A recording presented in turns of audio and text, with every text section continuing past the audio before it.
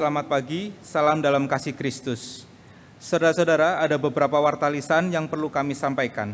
Yang pertama, kami menginformasikan bahwa selama bulan September 2020, Majelis Jemaat masih akan mempersiapkan sarana dan prasarana yang diperlukan serta mengadakan simulasi ibadat onsite di gedung gereja dengan tatanan atau aturan baru. Diharapkan kita dapat segera kembali beribadat dengan tetap mempertimbangkan situasi dan kondisi terkait pandemi COVID-19. Untuk kegiatan-kegiatan Majelis Jemaat, Bidang, dan Komisi di bulan September 2020 akan kami informasikan lebih lanjut. Warta yang kedua, bagi pasangan yang telah membina hubungan serius, untuk menuju jenjang pernikahan, kami beri kesempatan untuk mengikuti pembinaan pranikah sebagai syarat untuk peneguhan dan pemberkatan pernikahan. Jadwal pembinaan dapat Anda lihat pada warta jemaat minggu ini. Pendaftaran pada Pendeta Priscilla Agustina atau kantor gereja paling lambat tanggal 8 September 2020. Warta yang ketiga, warta duka, telah pergi ke rumah Bapa di sorga, Ibu Natalia Sri Kartiasih atau Li Chaisian di usia 85 tahun. Alamat Jalan Hos Cokro Aminoto nomor 23 Pekauman Tegal atau Toko Rahayu. Pada hari Rabu 26 Agustus 2020 pukul 19.40 di Rumah Sakit Mitra Niaga atau Teksin Tegal. Saudara-saudara, kita masih dapat berjumpa dalam ibadat ini semua karena kemurahan Allah. Mari kita tinggikan dan muliakan Dia yang telah memberikan kasih dan berkat-Nya kepada kita.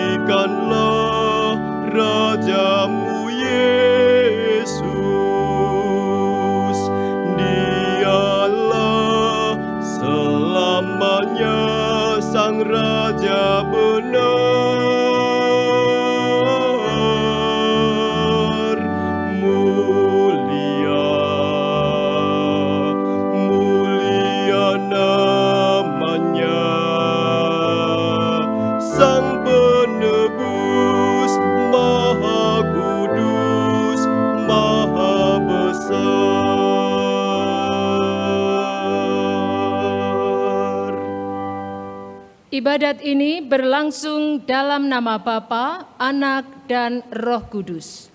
Amin,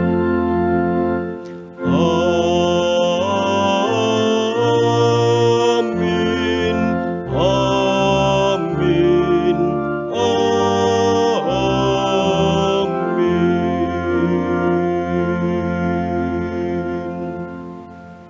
Kasih karunia dan damai sejahtera dari Allah Bapa kita dan dari Tuhan Yesus Kristus menyertai saudara sekalian. Dan menyertai saudara juga. Selamat pagi saudara-saudara yang dikasihi oleh Tuhan. Kita tetap bersyukur untuk kesempatan beribadat yang masih ada. Tema hari ini, saling menjaga dengan kasih. Nas pengantar diambil dari 1 Yohanes pasal 4 ayat 7 dan 8. Saudara-saudaraku yang kekasih, marilah kita saling mengasihi, sebab kasih itu berasal dari Allah, dan setiap orang yang mengasihi lahir dari Allah dan mengenal Allah. Barang siapa tidak mengasihi, ia tidak mengenal Allah, sebab Allah adalah kasih.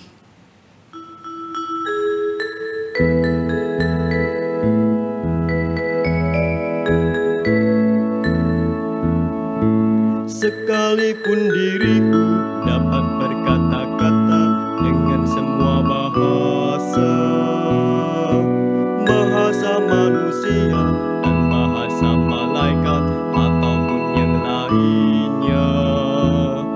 Tapi jika aku tak mempunyai kasih, aku serupa gong yang menggema dan canang yang gemerincing.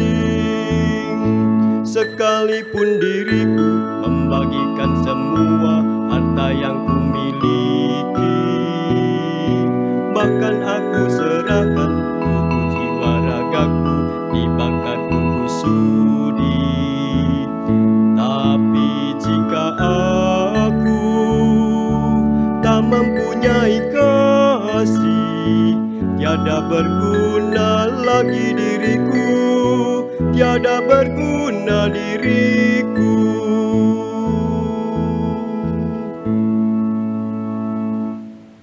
Dengan rendah hati kita datang kepada Tuhan membawa pengakuan dosa kita. Kita berdoa. Ya Tuhan, ampuni jika kami sering merasa tidak melakukan dosa, karena kami tidak mencelakakan orang lain. Kami tidak menfitnah orang lain. Kami tidak merugikan pekerjaan orang lain. Tetapi sebenarnya ketika kami tidak memaafkan kesalahan orang lain, jika kami mengabaikan orang lain, jika kami meninggalkan doa, tidak setia beribadat, semua itu pun tidak berkenan kepadamu. Karena itu kami datang mengakui sikap, ucapan, pemikiran yang salah. Dalam belas kasihan dan kemurahan-Mu, kami mohon pengampunan. Amin. Saudara-saudara, jerih lelah kita untuk menghapus dosa akan sia-sia. Sebab hanya melalui karya penebusan Yesus Kristus, dosa kita diampuni, bukan sebagai upah karena kebajikan hidup kita. Yesaya pasal 44 ayat 22 mengatakan, Aku telah menghapus segala dosa pemberontakanmu, seperti kabut diterbangkan angin, dan segala dosamu seperti awan yang tertiup. Kembalilah kepadaku, sebab aku telah menebus engkau. Demikianlah berita anugerah dari Tuhan. Syukur kepada Allah. Damai besertamu.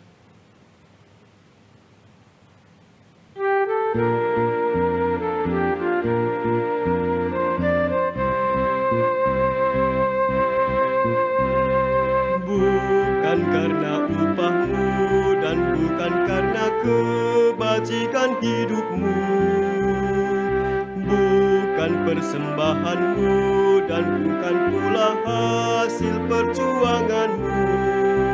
Allah mengampuni kesalahan umatnya oleh karena kemurahannya, melalui pengorbanan putra tunggalnya ditebusnya dosa manusia. Bersyukur, hai bersyukur, kemurahannya pujilah. Bersyukur, hai bersyukur selamanya. Janganlah kau bermegah dan jangan pula meninggikan dirimu. Baiklah selalu merendah dan hidup dalam kemurahan kasih-Nya. Keangkuhan tiada berkenan kepadanya, orang sombong direndahkannya. Yang lemah dan hina dikasihinya penuh, yang rendah kan ditinggikannya.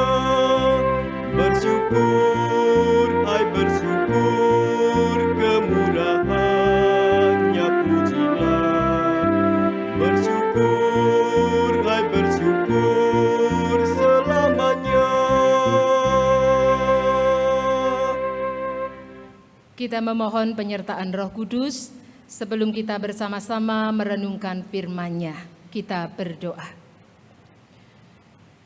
Bapa di sorga, kami mau mengimani bahwa manusia tidak hidup hanya dari makanan jasmani, tetapi juga membutuhkan makanan rohani. Karena itu saat ini kami siap dikenyangkan dengan firman Tuhan sebagai santapan rohani. Kami menyambutnya dengan penuh syukur. Kami berdoa di dalam nama Tuhan Yesus Kristus. Amin. Saudara-saudara, bacaan diambil dari kitab Injil Tuhan Yesus Kristus menurut Matius pasal 18 ayat 15 sampai dengan 20. Injil Matius pasal 18 mulai ayat 15. Apabila saudaramu berbuat dosa, tegurlah dia di bawah 4 mata. Jika ia mendengarkan nasihatmu, engkau telah mendapatnya kembali. Jika ia tidak mendengarkan engkau, bawalah seorang atau 2 orang lagi, supaya atas keterangan 2 atau 3 orang saksi, perkara itu tidak disangsikan. Jika ia tidak mau mendengarkan mereka, sampaikanlah soalnya kepada jemaat. Dan jika ia tidak mau juga mendengarkan jemaat, pandanglah ia sebagai seorang yang tidak mengenal Allah atau seorang pemungut cukai. Aku berkata kepadamu, sesungguhnya apa yang kamu ikat di dalam dunia ini akan terikat di sorga, dan apa yang kamu lepaskan di dunia ini akan terlepas di sorga. Dan lagi aku berkata kepadamu, jika 2 orang daripadamu di dunia ini sepakat meminta apapun juga, permintaan mereka itu akan dikabulkan oleh Bapa-Ku yang di sorga. Sebab di mana 2 atau 3 orang berkumpul dalam nama-Ku, di situ Aku ada di tengah-tengah mereka. Demikianlah Injil Yesus Kristus. Berbahagialah setiap orang yang mendengarkannya dan yang melakukannya. Haleluya. Haleluya, haleluya, haleluya.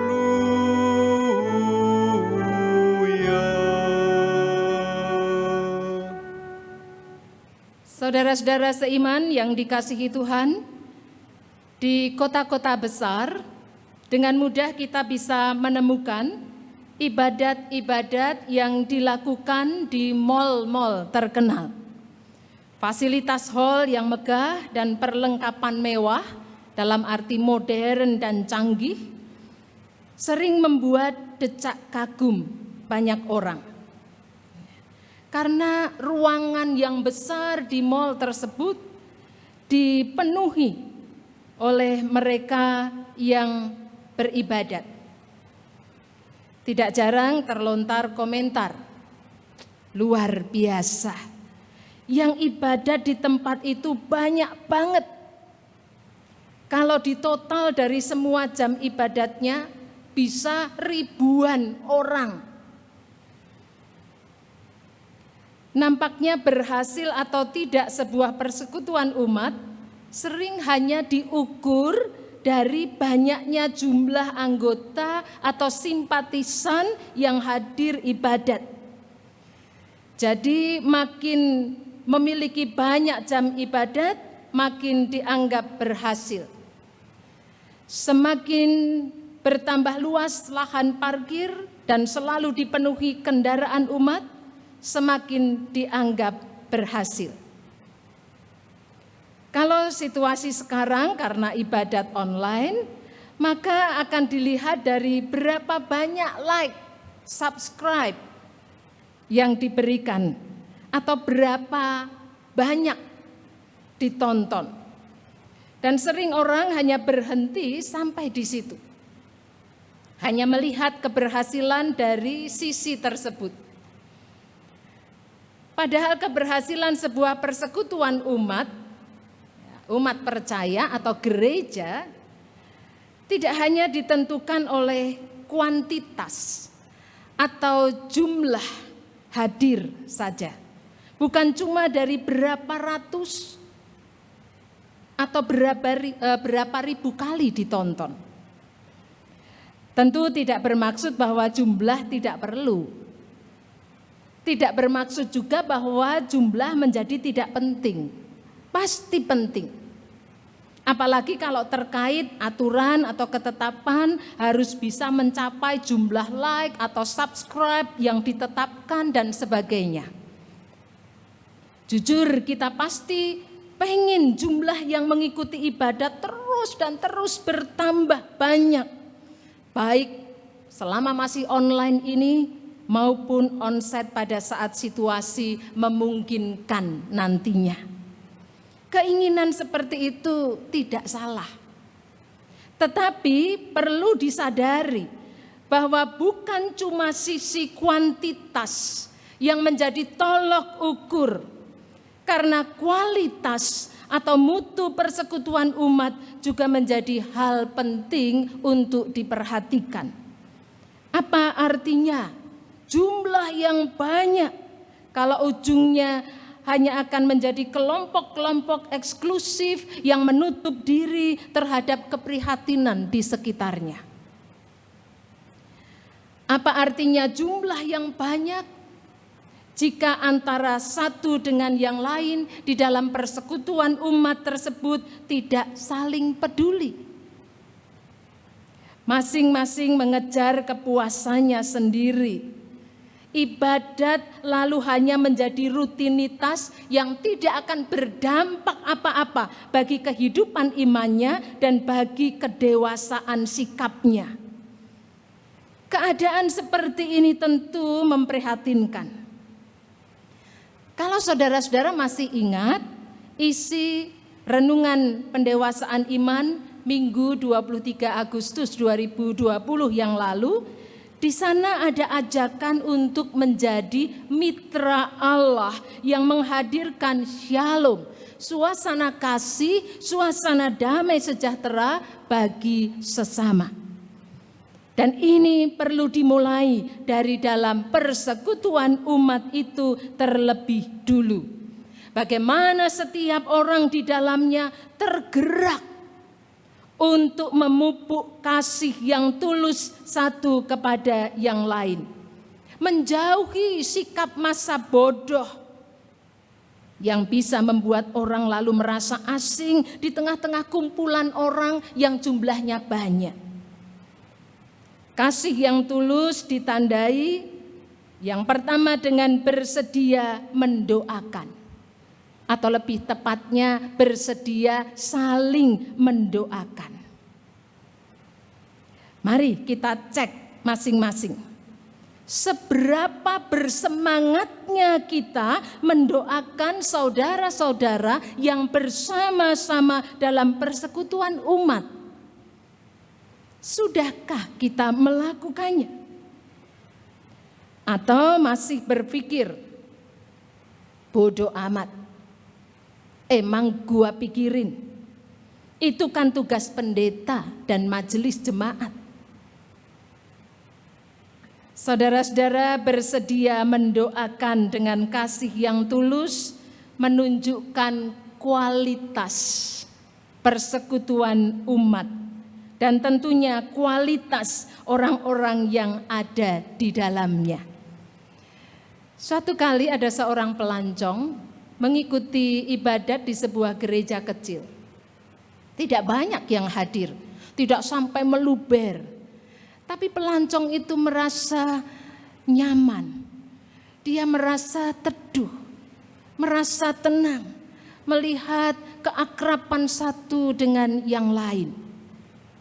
Karena penasaran, seusai ibadat, pelancong itu menemui salah seorang pengurus di situ dan bertanya, apa rahasianya? Sehingga suasana ibadat bersama itu menjadi satu suasana yang indah. Lalu pengurus itu mengatakan, gereja ini ditopang oleh pendoa-pendoa yang mendoakan dengan penuh kasih saudara-saudara seimannya, yang mendoakan pengurusnya, yang mendoakan hamba Tuhannya, kegiatan-kegiatannya, dan situasi di sekitarnya. Dulu tidak sebanyak ini, tetapi dari hari ke hari, dari waktu ke waktu, semakin bertambah. Dan kami percaya Tuhan yang memberi pertolongan melalui kami. Bapak yang penuh dengan kasih akan mempedulikan persekutuan yang dipenuhi dengan kasih yang tulus. Hal lain yang bisa menjadi indikator kualitas persekutuan umat adalah kesediaan untuk menegur dengan kasih yang tulus. Tuhan Yesus memberi contoh pola menegur secara bertahap. Dimaksudkan untuk menolong orang keluar dari kesalahan dan dosa berkepanjangan. Mendorong untuk masuk ke dalam pertobatan. Dalam Injil Matius pasal 18 ayat 15 sampai dengan 17 disebutkan beberapa tahap. Yang pertama, lakukanlah secara 4 mata. Tetap dengan sikap sopan, hargai sebagai pribadi yang juga punya perasaan, memiliki pemikiran. Ajaklah untuk melihat, menemukan kesalahannya. Intinya memberitahu bahwa dia sudah melakukan dosa. Mengapa 4 mata dulu? Ada orang yang tidak sabar. Kenapa mesti 4 mata dulu? Mbok langsung saja rame-rame biar tahu rasa. Tujuannya tentu untuk lebih menghargai, menuntunnya untuk menyadari keberdosaannya. Kalau pada tahap ini orang tersebut menyadari kesalahannya lalu hidup dengan baik, artinya kita sudah memenangkan dia kembali. Yang kedua, datang bersama dengan 1, 2, atau 3 orang sebagai saksi. Ini dilakukan jika tahap yang pertama tadi tidak berhasil. Saksi di sini lebih sebagai kontrol, agar orang yang bersalah itu tidak diserang dengan tuduhan-tuduhan yang tidak benar. Jadi sifatnya membantu melihat masalah dengan lebih gamblang dan lebih matang. Mengapa kadang saksi bisa lebih dari 1 atau bisa lebih dari 2? Karena jika 1 kerap kali dianggap tidak cukup. Yang ketiga, kalau tahap kedua juga tidak bisa membawa orang pada pertobatannya, maka perlu menyampaikan kepada umat. Di sini memang perlu dipahami secara benar. Pada tahap ini khususnya di GKI tidak diartikan membuka dosa dan kesalahannya di hadapan umat. Menyampaikan kepada umat misalnya, ini contoh dalam kasus mengingkari iman percaya, pindah agama, maka akan ada pewartaan kepada umat setelah yang bersangkutan menyatakan secara resmi dan tertulis kepada majelis jemaat. Menyampaikan kepada umat bukan supaya umat menghakimi orang tersebut, tetapi agar umat tetap mendoakan dan menunjukkan kasih kepadanya.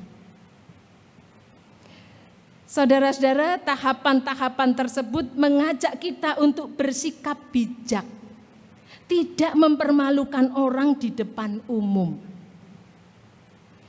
Pada dasarnya, orang yang melakukan dosa atau kesalahan sudah merasa tertekan, di dalam dirinya sendiri. Jika diperlakukan dengan tidak baik, bisa-bisa dia tidak akan sampai pada pertobatannya, menjadi undur dan hilang dari persekutuan umat. Situasi seperti ini tidak jarang terjadi di dalam gereja. Tidak menegur atau mengingatkan jika ada yang jatuh dalam dosa. Mempergunjingkan, menggosipkan, semakin digosok semakin sip, atau juga mengucilkan. Sayang saudara-saudara, jika sebenarnya ada kesempatan untuk memenangkan kembali saudara kita itu, membimbing dia ke dalam pertobatan, tetapi tidak kita lakukan. Memang tidak mudah. Bisa saja kita justru dibenci, bisa saja kita lalu dijauhi, atau godaan di dalam diri sendiri untuk tidak usah peduli. Saudara bukan, teman akrab juga bukan. Biarin saja, wong ditolong juga ndak mau, diingatkan ngeyel, dinasihati nggak mau terima, buang-buang energi dan waktu saja. Saudara-saudara, sebenarnya dalam percakapan gerejawi untuk saudara-saudara yang akan menerima sakramen baptis dewasa atau sidi, yang mengaku percaya, juga para orang tua yang membaptiskan anak-anak, biasa akan diajukan pertanyaan, apakah bersedia untuk ditegur, diingatkan, dinasihati ketika dalam perjalanan hidup berimannya nanti jatuh dalam dosa? Sepanjang pengalaman saya, semua akan menjawab siap, bersedia, mau, dengan senang hati. Tetapi dalam kenyataan, ketika benar dalam satu titik tertentu dia jatuh dalam dosa, lalu diingatkan, ditegur, dinasihati, bisa jadi marah, tidak terima, meninggalkan persekutuan dengan saudara-saudara seimannya dan sebagainya. Saudara yang dikasihi Tuhan, jika kita punya kasih yang tulus, maka dorongan untuk saling menjaga akan kuat, sehingga kita tetap mau melakukan bagian kita. Kalaupun tidak ditanggapi dengan baik, itu sudah bukan porsi kita, tetapi menjadi tanggung jawab orang tersebut. Yang penting kita sudah mengerjakan apa yang berkenan kepada Tuhan. Saudara-saudara, mari kita terus menyuarakan pertobatan, mengingatkan yang salah, menegur yang jatuh dalam dosa dengan cara sopan. Melalui sikap yang benar seperti itu, kita sebenarnya sudah menunjukkan kualitas persekutuan umat yang baik. Di tengah persekutuan umat di tempat ini, mari terus tumbuhkan saling menjaga dengan kasih. Sehingga GKI Tegal dapat menjadi gereja yang memuliakan Tuhan dan menjadi berkat bagi setiap orang yang ada di dalamnya. Amin.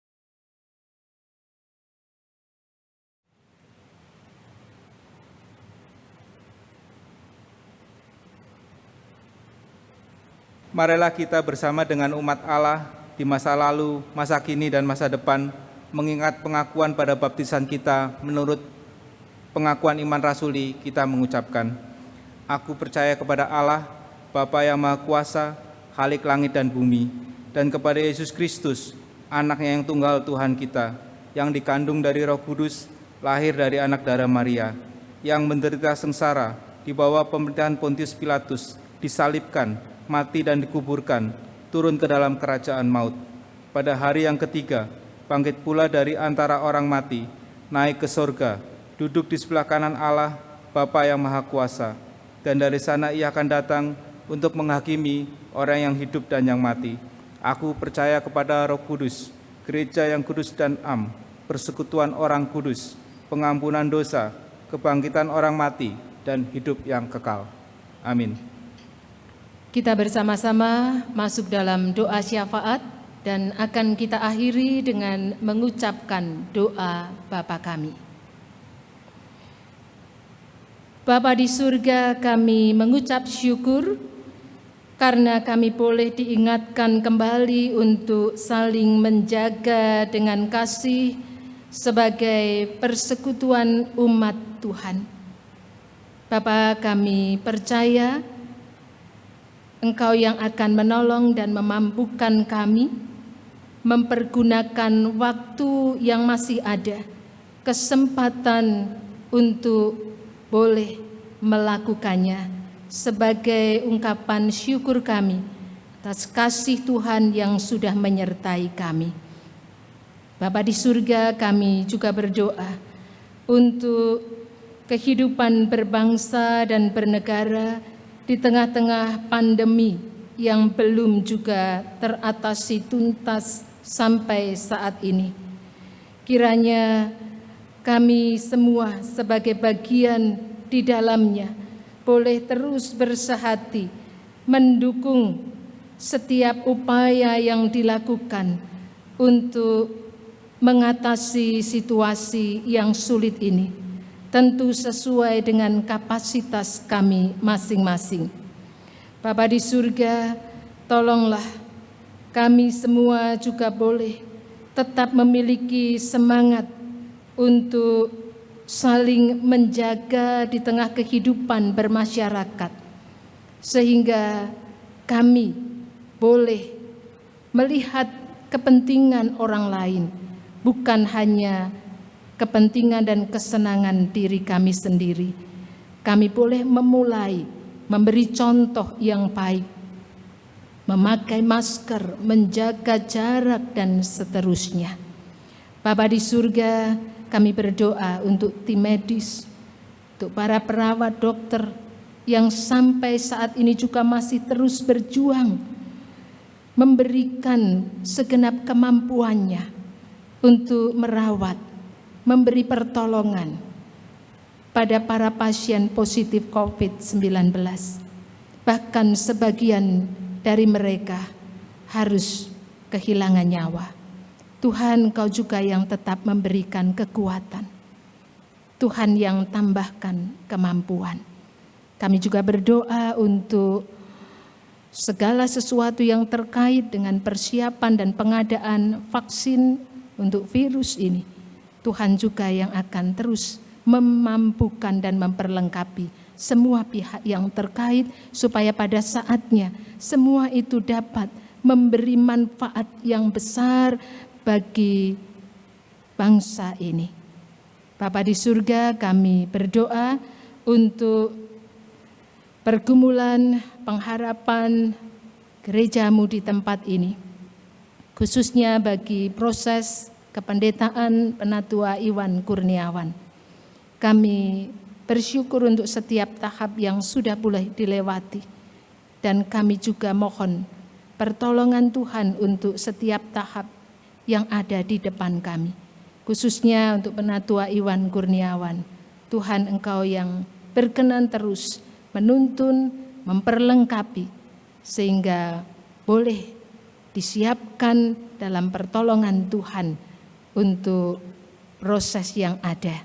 Kami berdoa untuk keluarga yang ada di Jogja, untuk Meme sebagai istri, Mia sebagai anak, juga orang tua dan saudara. Kiranya mereka juga boleh terus mendukung di dalam kasih dan doa bagi Penatua Iwan. Bapa di surga, kami berdoa untuk Pendeta Emeritus Stefanus dan keluarga. Tuhan juga yang terus memberi sukacita, kesehatan yang baik, semangat untuk tetap melayani Engkau. Bapa di surga, kami juga berdoa untuk saudara-saudara kami, mereka yang saat ini masih sakit, dalam pemulihan, dalam perawatan. Tuhan juga berbelas kasih, menopang senantiasa. Kami berdoa untuk Ibu Pujian, kami juga berdoa untuk Ibu Yeniwati, kami teringat Ibu Teorena, kiranya Engkau sendiri yang juga akan terus memberikan sukacita dan pengharapan dalam kelemahan tubuhnya. Bapa dalam surga, kami berdoa untuk keluarga almarhumah Ibu Natalia Sri Kartiasi Wiliarto yang dalam duka. Tuhan juga memberi penghiburan pada masa-masa kehidupannya setelah kedukaan ini. Kami percaya Tuhan yang akan menyertai. Terima kasih Bapa di surga, kami membawa seru doa syafaat ini di dalam nama Tuhan Yesus yang mengajar kami berdoa. Bapa kami yang di sorga, dikuduskanlah namamu, datanglah kerajaanmu, jadilah kehendak-Mu di bumi seperti di sorga. Berikanlah kami pada hari ini makanan kami yang secukupnya, dan ampunilah kami akan kesalahan kami, seperti kami juga mengampuni orang yang bersalah kepada kami. Dan janganlah membawa kami ke dalam pencobaan, tetapi lepaskanlah kami dari yang jahat. Karena Engkaulah yang empunya kerajaan dan kuasa dan kemuliaan sampai selama-lamanya. Amin. Saudara-saudara, dalam keterbatasan karena belum dapat beribadat di gedung gereja, kita tetap bersyukur karena masih mendapat kesempatan untuk memberikan persembahan seperti kolekte, bulanan, ucapan syukur, persepuluhan, Thanksgiving Day, dan lain-lain dengan mentransfer ke rekening Gereja Kristen Indonesia Tegal dengan nomor rekening BCA 047639999. Saudara-saudara juga dapat memasukkan persembahan ke kotak persembahan di depan kantor gereja pada jam kerja Senin sampai Sabtu pukul 8 sampai pukul 1 siang. Majelis Jemaat GKI Tegal juga mengembangkan QR Code Standar Pembayaran Nasional atau QRIS untuk mempermudah saudara-saudara dalam memberikan persembahan. Sehingga saudara dapat memberikan persembahan melalui aplikasi uang elektronik seperti M-Banking, GoPay, OVO, Dana, Sakuku, dan lain-lain. Bagi saudara yang kesulitan mentransfer atau tidak bisa berpergian, Majelis Jemaat GKI Tegal dapat melayani pengambilan sampul-sampul tersebut ke rumah saudara. Silakan menginformasikan atau menghubungi melalui SMS atau WA ke nomor 0856 6688 246. Nas persembahan hari ini diambil dari Mazmur 104 ayat yang pertama dan 24. Pujilah Tuhan hai jiwaku, Tuhan Allahku, Engkau sangat besar. Engkau yang berpakaian keagungan dan semarak. Betapa banyak perbuatanmu ya Tuhan, sekaliannya Kau jadikan dengan kebijaksanaan, bumi penuh dengan ciptaanmu. Mari kita memberi persembahan dengan sukacita sebagai wujud syukur kepada Tuhan Sang Pencipta semesta dan pemelihara kehidupan.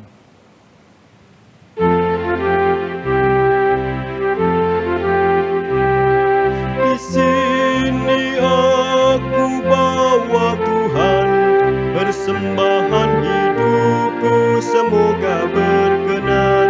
Berapalah nilainya Tuhan dibandingkan berkat-Mu yang telah Kau limpahkan.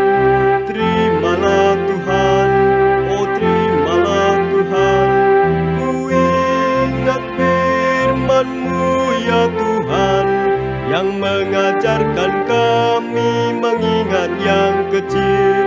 Berkati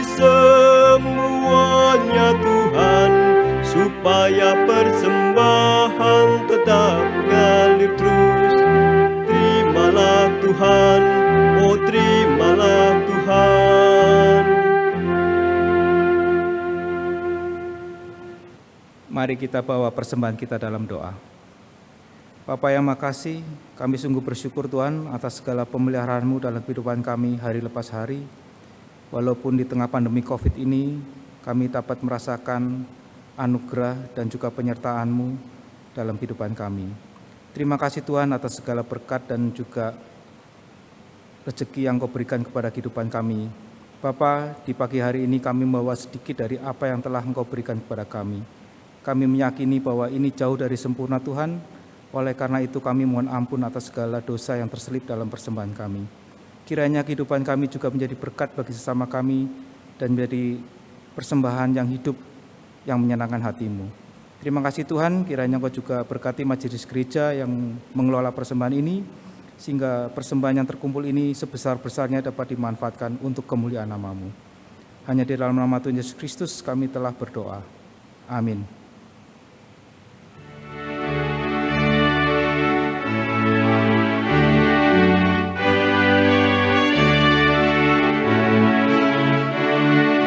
Pakailah waktu anugerah Tuhanmu, hidupmu singkat bagaikan kembang.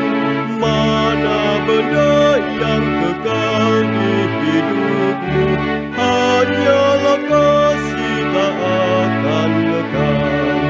Tiada yang bakal di dalam dunia, segala yang indah pun akan lenyap. Namun kasih-Mu demi Tuhan Yesus sungguh bernilai dan tinggal tetap.